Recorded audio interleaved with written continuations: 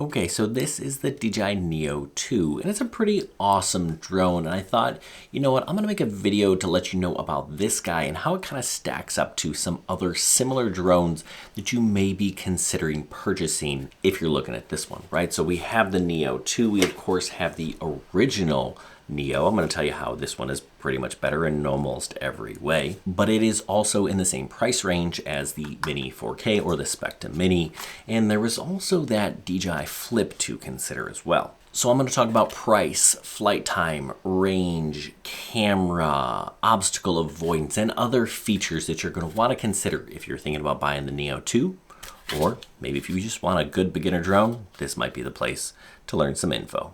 So before we go any further, the elephant in the room is, aren't these drones banned? Well, the answer is no, they're not. The ban is future drones. You can still buy all 4 of these drones because they have already received FCC approval. These drones aren't on the covered list. Now, getting things shipped from DJI can be a pain, so will the supply run out? TBD, but they're available right now on Amazon if you're interested. All right, so when it comes down to it, the least expensive is this. This is the Neo, and it's just under $200 if you buy it by itself. Now, that is if you can find it. Now, the Neo 2 is $260.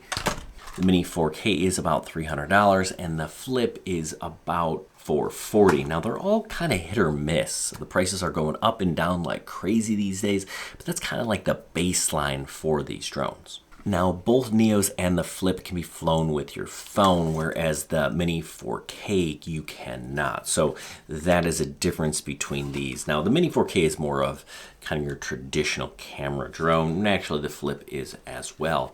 Now, the Neo 2 here does have increased range with your phone. They say up to 500 meters. You're not getting that far away. If you want to fly this thing far, like the Mini 4K or like the Flip, you can buy a transmission module, and then you can fly it with a controller. The original Neo, the Mini 4K, and the Flip, they just connect to these remotes right out of the box, and you're going to get miles of range with all 3 of those drones. 10,000 meters with both Neos and the Mini 4K, and the Flip gives you up to 13,000 meters. That's 6 miles and 8 miles.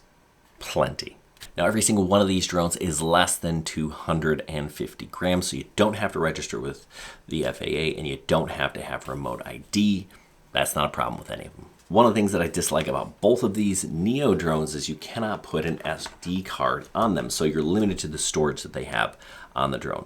The original Neo is 22 gigs. The Neo 2 is 49 gigs. When you get to the Mini 4K or the Flip, we have SD card slots, so you can add up to a terabyte of storage on the drone, and the Flip even has a tiny bit of storage on board just in case something happens, but you need an SD card for both of those. Now, they all have intelligent flight modes of some kind, but the Mini 4K here does not have a follow me mode. That is because it does not have any sort of obstacle avoidance.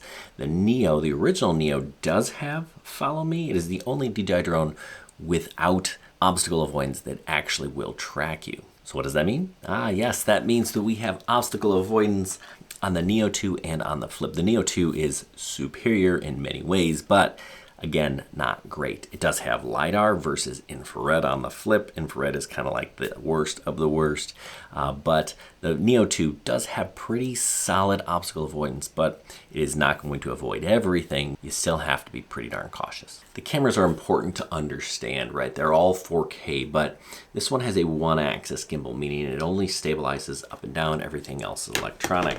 Then when we get to the Neo 2, it has a 2-axis gimbal, and the rest is done electronically. But once we get to the 4K and the Flip, they have full 3-axis gimbals. Now, the first 3 drones that I mentioned have a 1/2-inch sensor, so they're fine. They do okay.